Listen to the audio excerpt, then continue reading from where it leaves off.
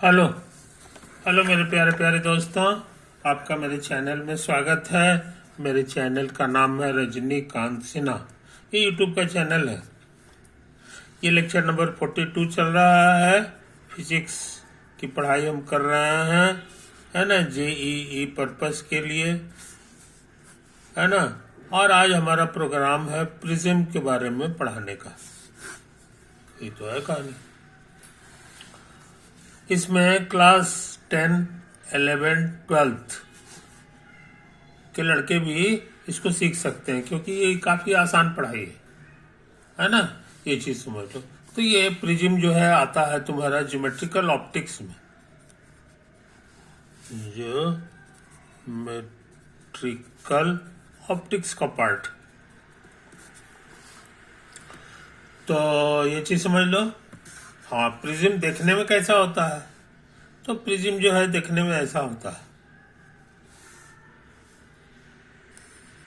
ऐसे हो गया, है कि नहीं? और ये जो है ऐसे हो गया, और ऐसे हो गया, और ऐसे हो गया, ऐसे हो गया, है कि नहीं? ये तो है कहानी। तो हमको लगता है ऐसे होता है। ये और ये जो है तुम्हारा फोटो है प्रिज्म का। ये 3 डायमेंशनल फोटो जो है प्रिज्म का हो गया, है कि नहीं? ये चीज समझ लो। ये चीज समझ लो। तो हालांकि फोटो बनाते समय हम सिर्फ इतना सा का फोटो बनाते हैं। हम लोग ये पूरे का फोटो नहीं बनाते हैं। जस्ट जो है ये इतना सा जो पार्ट है इसी का फोटो बनाते हैं। समझे? ये चीज समझ लो। इतना सा का फोटो बनाते हैं। तो ऐसा करते हैं कि हम लोग जो है प्रिज्म का फोटो बना लें। जनरली ग्लास का बना होता है, मेड ऑफ ग्लास। ऐसे हो गया, ऐसे हो गया, है ना। और ये ऐसे हो गया। बस इतना सा का फोटो बनाते हैं। तो ये हमारे लिए ए है, इसको बी कह दो और इसको सी कह दो। सामने वाला फेस जो है बस इतना ही सा का, पीछे वाला का फोटो नहीं बनाते हैं, वो अंडरस्टूड। यहां पर ये जो एंगल है इसी का नाम है called angle of the prism. Called angle of the prism. और ये ग्लास का बना हुआ है तो इसका रिफ्रैक्टिव इंडेक्स भी कुछ होगा। तो इसके रिफ्रैक्टिव इंडेक्स को हम लोग को म्यू नाम दे दो। अब बाहर में जो है एयर है, बाहर में एयर है, इसका रिफ्रैक्टिव इंडेक्स क्या होगा? तो तुमको पता है, रिफ्रैक्टिव इंडेक्स ये 1 होता है। समझे? ये तो है कहानी। अच्छा, अब सुनो। अब जो है एक रे जो है इसमें टकराता जाता है, समझे कि नहीं? यही मान लो कि तुम्हारा रे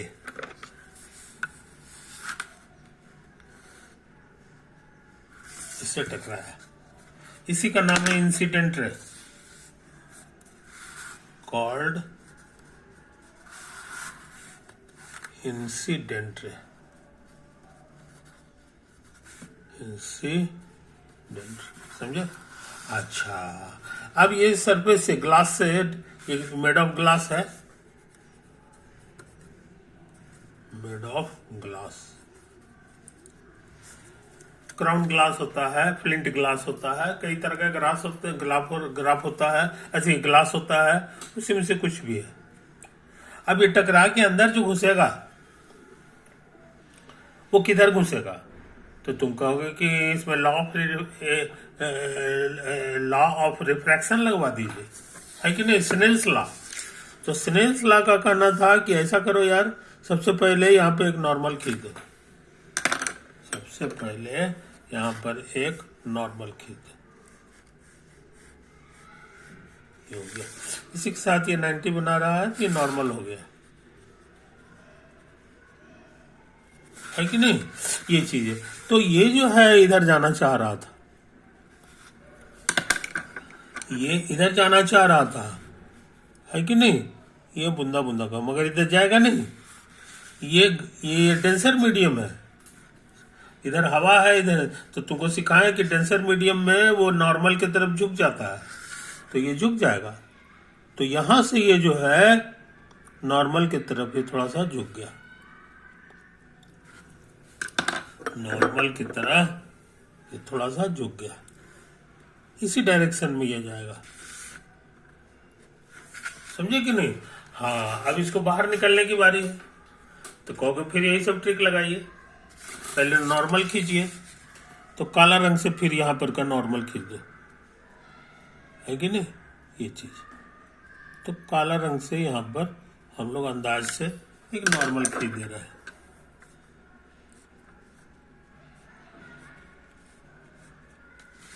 ये भी नॉर्मल है,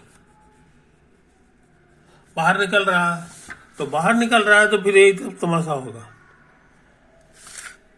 यही सब तमाशा होगा। ये जिधर जाना चाह रहा था उधर नहीं जा पाएगा, इधर नहीं जा पाएगा, नॉर्मल से थोड़ा सा दूर चला जाएगा, है कि नहीं।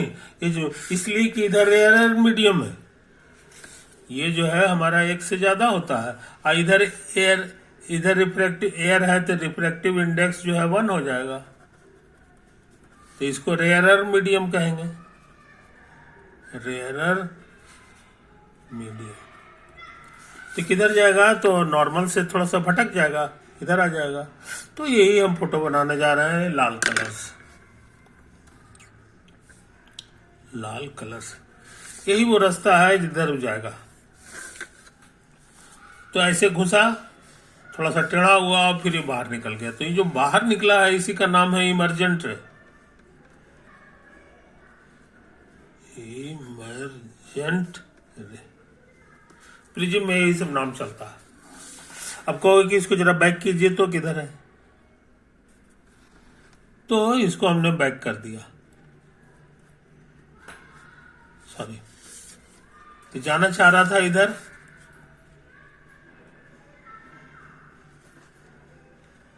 और ये इधर जो है थोड़ा सा बैक हो गया।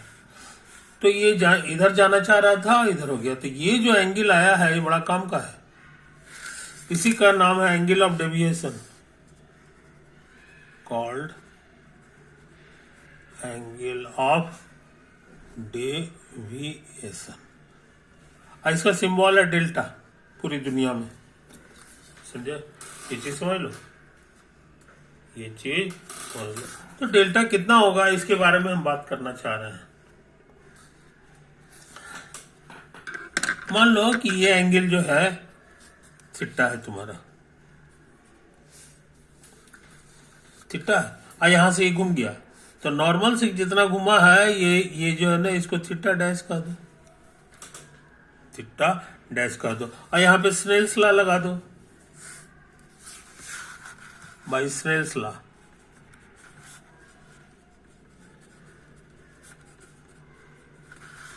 ये जो एंगल है इसका जो है साइन ले लो, और इधर जो है म्यू कितना है, तो 1 है। और ये अंदर में जो है एंगल इतना है, तो इसका साइन थीटा डैश हो जाएगा, है कि नहीं। ये तो है। अच्छा, और इधर का रिफ्रैक्टिव इंडेक्स क्या है, तो यहाँ लिखा हुआ है म्यू है, तो ये म्यू से गुना हो जाता है। यही हो गया तुम्हारा स्नेल्स लॉ से। लेकिन वही स्नेल्स लॉ एक बार और लगेगा, यहां पर लगेगा, समझे कि नहीं। तो ये चीज समझ लो, again by Snell's law, Snell's law,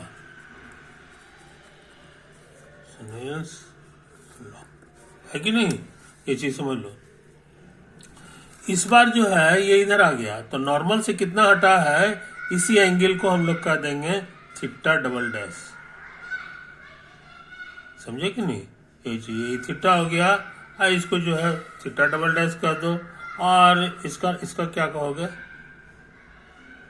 इसका नाम दे दो, ये थीटा है ना, ऐसा कर कुछ नाम दे दो, है कि नहीं। इसको थीटा मत कहो, इसको पाई कह दो, ये तुम्हारा पाई है। और इसमें नॉर्मल के साथ जो एंगल बना रहा है, नॉर्मल के साथ जो एंगल बना रहा है वो ये है, और इसी को इधर भी इधर कर सकते हो। तो इसको जो है ना ऐसा कह दो, ये पाई है, इसको पाई डैश कह दो, तो ये भी तुम्हारा पाई डैश हो जाएगा। आई बात समझ में, कोई दिक्कत। ऐसा करते हैं, इसको थोड़ा सा लंबा कर देते हैं इसको थोड़ा सा लंबा कर देते हैं, ये आपस में छेद कर दिया, ये छेद कर दिया। इस पॉइंट का कुछ नाम दे दो, ए बी सी हो गया ना, इसको ना हो तो डी नाम दे दो, डी नाम दे दो, है कि नहीं।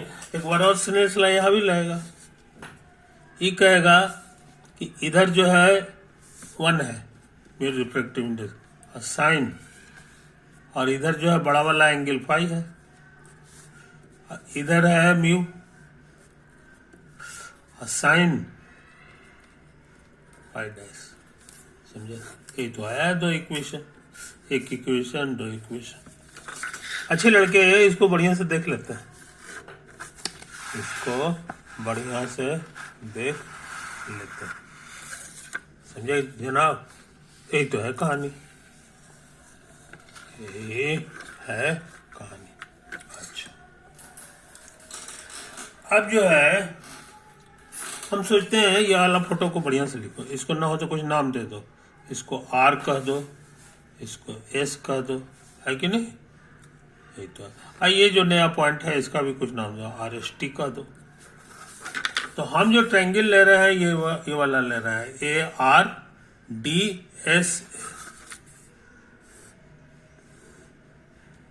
ए आर डी ये एस, और ये हमारा ए हो गया, समझे। जिसमें से ये नॉर्मल है तो इसीलिए यहाँ पे 90 एंगल बनेगा। ये जो आया है ये हमारा डी है, 90 बना रहा, और उसी तरह से ए एस डी ये भी नॉर्मल है, तो हमको लग रहा है ये भी 90 बनाएगा। और तुमको पता है कि क्वाड्रिलेटरल है, ये क्वाड्रिलेटरल के सारे एंगल का जोड़ जो है, सारे एंगल का जोड़ जो होता है वो 360 डिग्री होता है। सम ऑफ ऑल एंगल्स 360 डिग्री। ये एंगल कितना है यहाँ पे लिखा हुआ है, इसी एंगल का नाम है कैपिटल ए, या अल्फा का दो, एक आई के लिए कहोगे अल्फा का दो, है कि नहीं। ये अल्फा है तो ये हमारे लिए अल्फा हो गया।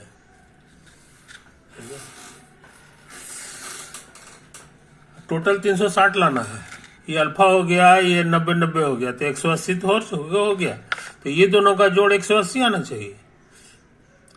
तो ये अल्फा है तो हमको लगता है ये हम लोग जान गए 180 माइनस अल्फा हो जाएगा, समझे। कोई दिक्कत नहीं।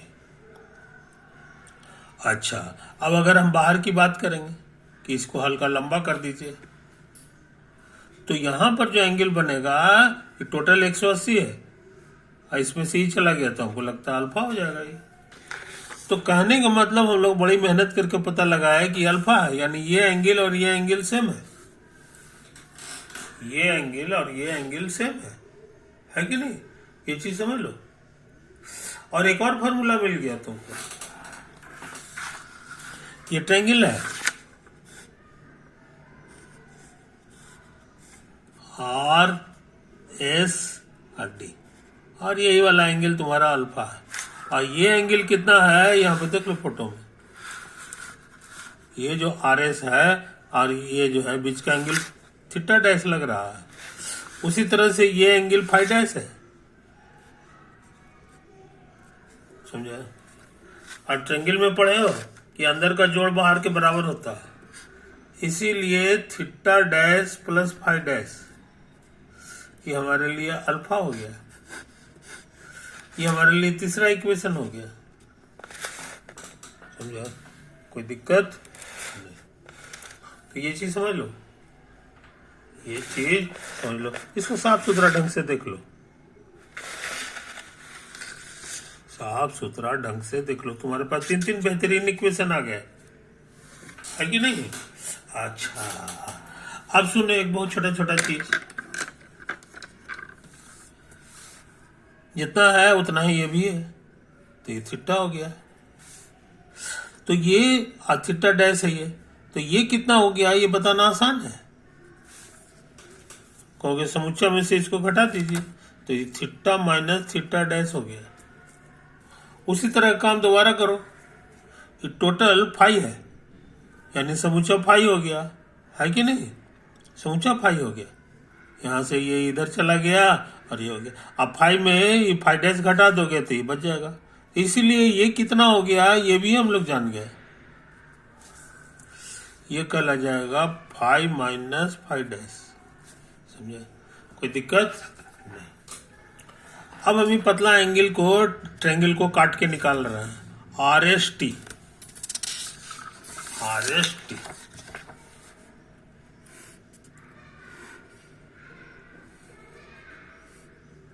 ये हमारे लिए R है, ये S है, और ये मेरे लिए T है। और इसको हल्का लंबा कर दो तो यहीं पर डेल्टा आता है। डेल्टा ये कितना है अभी अभी पता लगा है, ये कितना है अभी अभी हम लोग यहाँ लिखे हैं, theta minus theta dash, theta minus theta dash. और ये कितना है ये भी अभी पता लगा है, देखो ये वाला है कि नहीं, TSR, तो TSR है। तो हमको लग रहा है ये हम लोग पता लगा लिए हैं, 5 माइनस 5 डैश, 5 माइनस 5 डैश। समझे? अब स्कूल में सीखे हो कि किसी भी ट्रायंगल में जो है अंदर का जोड़ बाहर के बराबर होता है, इसलिए डेल्टा का फॉर्मूला मिल गया। डेल्टा हो गया थीटा माइनस थीटा डैश अब प्लस 5 माइनस 5 डैश। समझे? तो हम सोच रहे हैं इसको एक साथ कर लें, थीटा प्लस 5 और प्लस ये दोनों में माइनस कॉमन आ जाएगा, तो थीटा डैश और प्लस 5 डैश हो गया। समझे? और थीटा डैश प्लस 5 डैश कितना होता है यहां से हम निकाल चुके हैं। देखो यार 3 नंबर, ये अल्फा है, यहाँ अल्फा लिख दो और लिख दो बाई 3 नंबर। तो डेल्टा का फॉर्मूला मिल गया। डेल्टा तुम्हारे लिए, सॉरी डेल्टा नहीं है, फाइन है, थीटा प्लस 5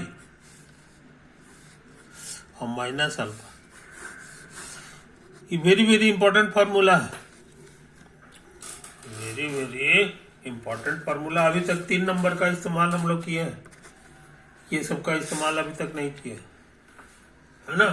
ये चीज समझ लो, ये चीज समझ लो, और ना हो तो इसको भी किनारे लिख लो।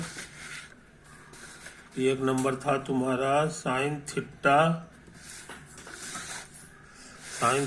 बराबर mu sine theta dash, mu sine theta dash, है कि नहीं? अच्छा, एक और था sine 5 minus mu sine 5 dash. ये दो फॉर्मूला का अभी तक इस्तेमाल हम नहीं किए, है कि नहीं? तो ये बहुत खतरनाक फार्मूला है, बहुत खतरनाक फार्मूला है। ये तो चेंज नहीं होगा, ये फिक्स्ड है। फिक्स्ड इसलिए है क्योंकि ये हमारा लेंस का एंगल है, लेंस तो हमारा फिक्स है, इसीलिए अल्फा फिक्स है। हाँ, ये हमारा फिक्स नहीं है, थीटा 5, ये तो हम ये इधर से भेजेंगे, कोई कहेगा नहीं हम इधर से भेजेंगे, कोई कहेगा हम इधर से भेजेंगे। थीटा हमारा चेंज हो सकता है, तो जैसा ये थीटा रहेगा उसी के अनुसार इधर वाला 5 होगा। निकलने की बारी आएगी, इमरजेंट रे जो होगा, समझे? इमरजेंट रे जो होगा वो थीटा पे डिपेंड कर रहा है, समझे कि नहीं? ये चीज समझ लो। इसीलिए ये दो वेरिएबल का फंक्शन है।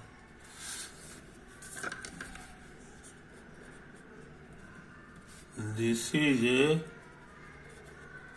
Function of two variable. तो थीटा फंक्शन है, कौन कौन वेरिएबल्स? तो एक है थीटा और एक है फाई, ये तो है। हाँ, सिंगल वेरिएबल का फंक्शन रहता है तो कैलकुलस वाले उसका मिनिमा निकाल लेते हैं, माने न्यूनतम वैल्यू, है कि नहीं? वो क्या ट्रिक है वो उसकी बारे में चर्चा नहीं करेंगे। लेकिन अभी का मेरा प्रोग्राम है मिनिमम डेल्टा क्या होगा। मिनिमम मैक्सिमम जो है मैथ वाले निकालते हैं, लेकिन यहां मैथ जो है ना इतना खतरनाक हो जाएगा कि दिमाग झूल जाएगा। क्योंकि यहाँ थीटा से कैसे निकालोगे? कहोगे कि इसका इस्तेमाल कर दीजिए तो ये साइन इनवर्स लग जाएगा, तो फिर से नया वेरिएबल आ जाएगा, थीटा डैश फाई डैश आ जाएगा, थीटा डैश आ जाएगा। उसी तरह इसको हटाओगे तो फाई डैश आ जाएगा। कहने का मतलब ये जो है बहुत गिजबिज है, इसको मैथ लगा के नहीं निकाला जा सकता, समझे कि नहीं ये चीज? लेकिन इसका निकालना बहुत जरूरी है क्योंकि इसका प्रैक्टिकल इंपॉर्टेंस है। प्रैक्टिकल इंपॉर्टेंस है, ज्यादा मुड़े नहीं, इधर से जा रहा था तो इधर ही से पार हो जाता, या अगर मुड़ता भी है तो हल्का फुल्का मुड़े। तो इसीलिए मिनिमम चाह रहे हैं, मिन माने मिनिमम।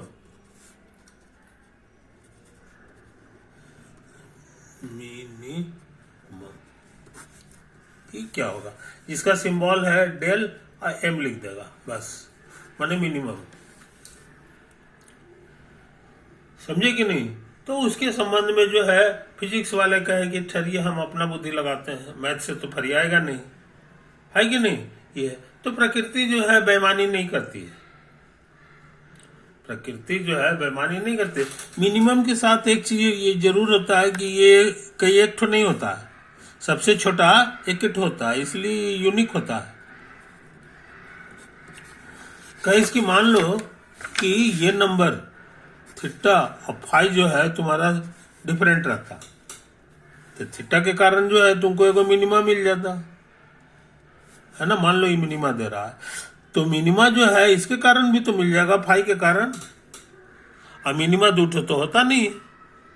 तो फिजिक्स वाले तर्क कहें कि हो ना हो ये दोनों बराबर है, ये दोनों बराबर है। कब? जब डेल्टा मिनिमा हो। तो फिजिक्स यहां से नया नया बुद्धि लगा रहा है, कंडीशन और मिनिमम डेल्टा, डेल्टा माने डेविएशन, समझे? तो पहला शर्त यह हो गया कि ये थीटा और फाई में फर्क नहीं होगा, एक कंडीशन हम लोग पता लगाना है, तो फिजिक्स वाले का कहना है। फिजिक्स वाले कहें कि हम जो बोलते हैं गलती सलती होगा तो उसको प्रैक्टिकल करके देख लीजिए, तब आपको लग जाएगा कि हम कितना कॉमन सेंस हम लगा कर हम लोग काम करते रहते हैं, समझे कि नहीं? तो उन्होंने ये किया, प्रैक्टिकल करना बड़ा आसान है प्रिज्म का, है कि नहीं? तो ये चीज है। खैर, तो हम लोग ये चीज समझ लो। अच्छा, अब यहां से इसको गौर से देखिए।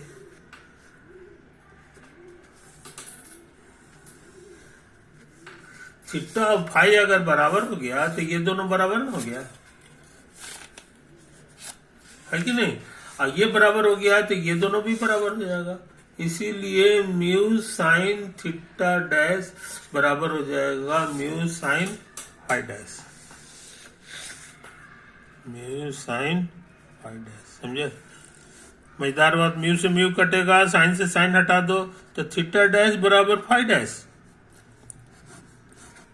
एक और कंडीशन मिल गया कि अगर ये मानिएगा तो ये अपने आप माना जाएगा। तो मेरे पास दो कंडीशन हो गया, पहला हो गया थीटा बराबर फाई और दूसरा हो गया थीटा डैश बराबर फाई डैश।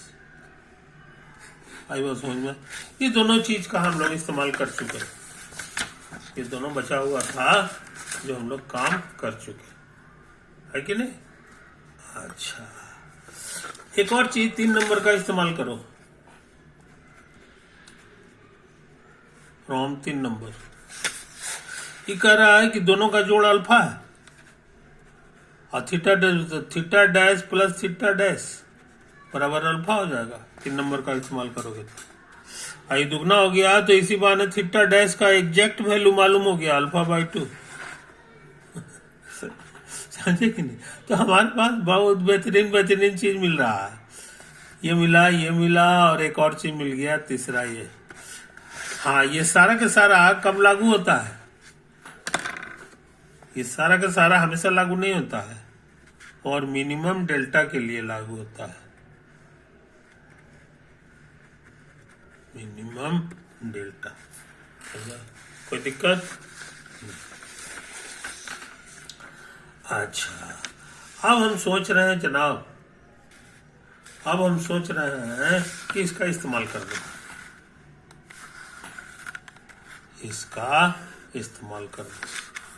तो डेल्टा मिनिमम के लिए ये दोनों तो बराबर हो जाता है, तो थीटा प्लस थीटा और माइनस अल्फा हो गया।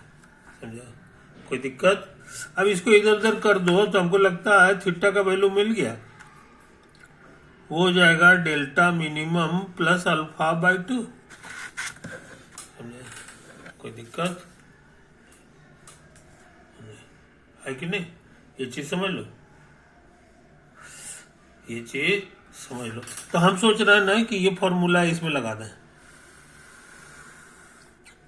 नहीं, इसमें क्या क्या चीज लिखा हुआ है जनाब? ये साइन, और यहाँ लिखा हुआ है थीटा को हटा करके ये लिख दो, डेल्टा m प्लस अल्फा/2 is equal to mu times sine theta dash. समझे? अब थीटा डैश बड़ी मेहनत करके यहां से निकाले अल्फा/2। आई बस समझना। तो ये बेहतरीन फार्मूला भूलना नहीं चाहिए। कैसे कैसे आया सो समझ लो। ये हमेशा लागू नहीं होता है, ये लागू होता है फॉर मिनिमम डेविएशन।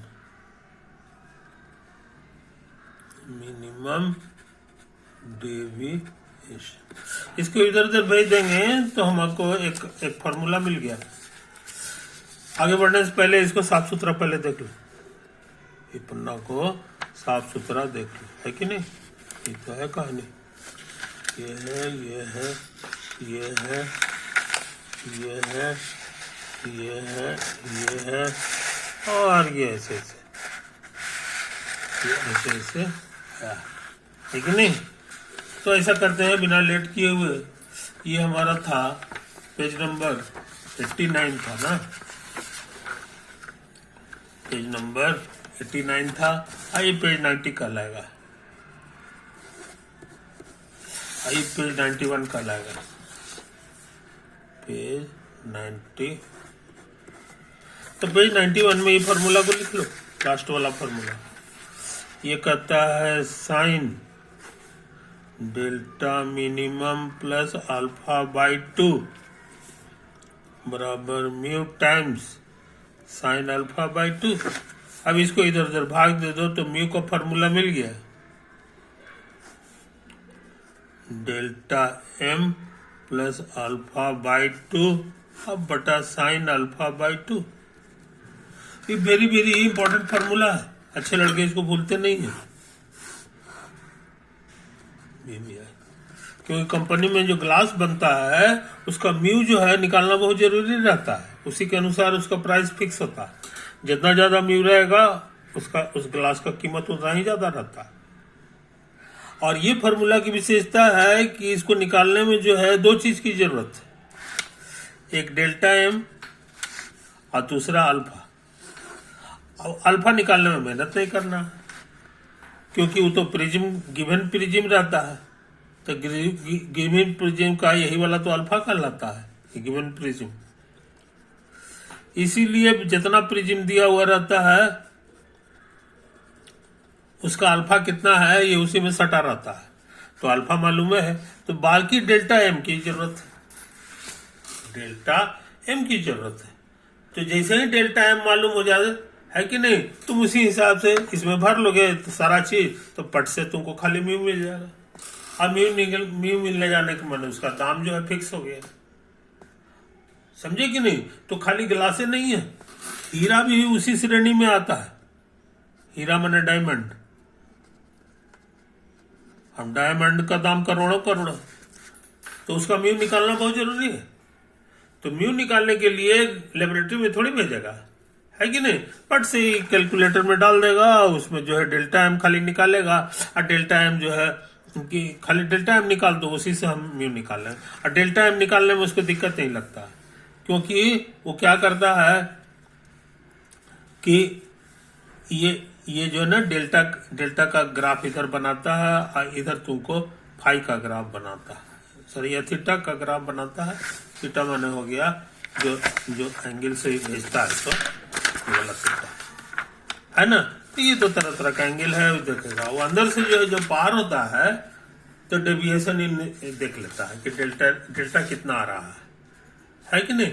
अब फिर थीटा बदलते चले जाता है, तो बदलने पर क्या होता है कि इसका ग्राफ कैसा आता है देखने में, सब समझ लो। उसका ग्राफ इस तरह का आता है जैसे जैसे दाएं साइड बढ़ रहा है, डेल्टा डेविएशन कमता चला जाता है, और कमते कमते यहाँ पर आकर के सबसे कम हो जाता है। यही है डेल्टा एम, मिनिमम डेविएशन। बस समझ में। और उसके बाद आगे बढ़ोगे, फिर थीटा बढ़ाओगे तो फिर बढ़ने लगेगा।